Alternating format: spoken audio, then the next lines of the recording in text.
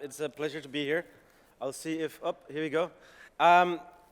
Some of you might actually know us, but we've been one of the most invisible companies in this industry because we didn't go out and look at tech press and everything else. We just went out and got customers.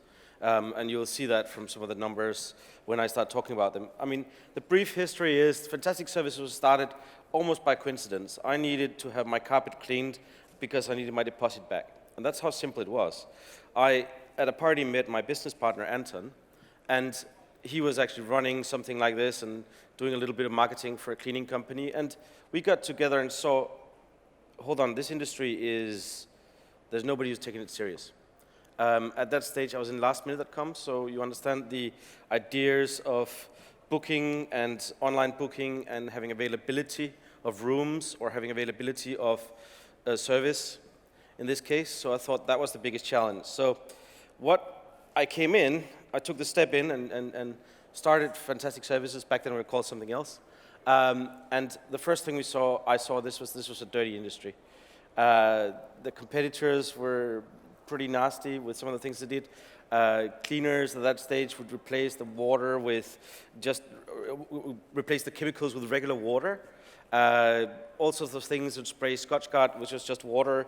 It was, as I said, a dirty industry. And I said, okay, well, here's something of a difference of order, of making something that can order a different service, something that can really provide a better service.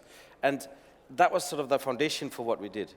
The idea that I sort of had as well, because I've worked in the travel industry, was if I could do real-time availability of any service anywhere, then I'm going to be getting something that's really powerful. There's things of matching the skill and the availability to a client that wants something at that moment, at that location, is super, it was super powerful. So I'd seen that happening in the hotel industry when we did dynamic packaging, matching flights and hotels together. And I said, what if I can match these things together and put something together on top of this service and do this automatically? The challenge was that this is not hotels. People don't turn up. And everybody who runs the open marketplaces will know that most of them, I call them the sorry companies, because on the Twitter feed it'll say, I'm sorry your cleaner didn't turn up, which is kind of what a lot of our competitors' Twitter feeds say. And that was a massive challenge for us in the beginning. Now, we started 6 years ago, so we're 2 years ahead of it before our competitors sort of came into the market with funding and everything else. We're completely bootstrapped. So I completely looked at every single process that went on, and we started building a system on solving this stuff to make sure that we had the availability and connected everything together with each other. What it also was is that you know, when you talk about curated versus open marketplace, is that the quality has to be the same somewhere. And that's immensely difficult to deliver.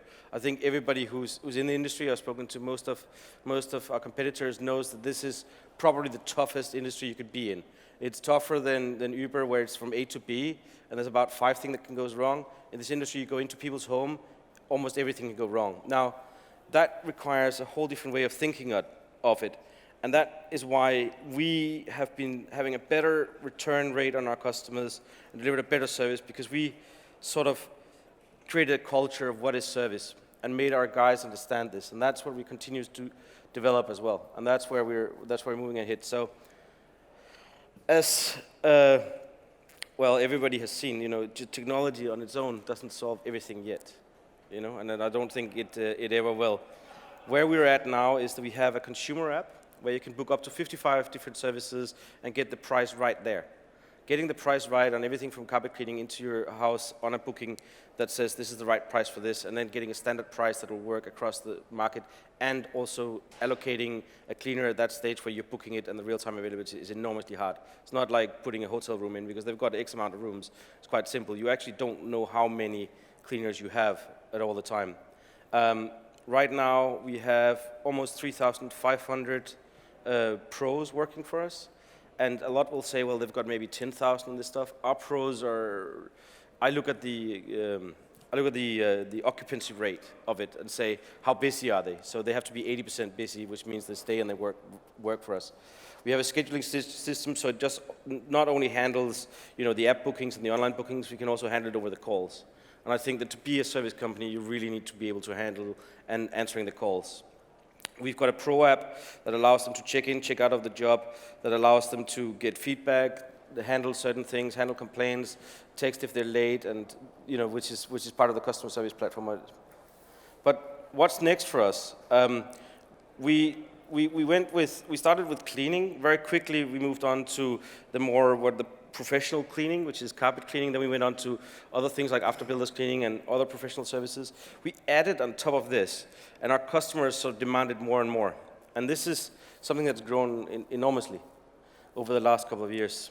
And at the moment, last year we did 25 million in job booking values, and we have 10,000 regular clients, and we have and we have about 250,000 people here in the UK who's used us, and we're based in the UK and Australia now already.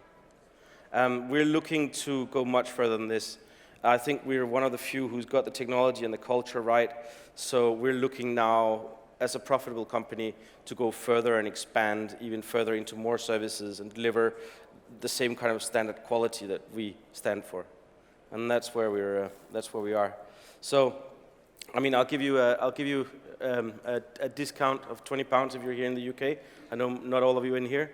We did a survey that was in the papers today, which says that 2/3 of people won't admit in the UK that they have a cleaner, which is quite interesting because there's no real stigma in having this. You have to outsource and be able to do the things that you shouldn't waste your time on if you're better at other things. So, but I would expect almost everybody in this room to have a cleaner. Does anybody want to admit that they have them? Put your hands up. Wow. Okay, you're brave. Much braver than our audience when we did the survey. So that's really interesting. That's really it for me. I want to keep it on the time slot. So thank you very much, and thank you for inviting me. Thank you so much.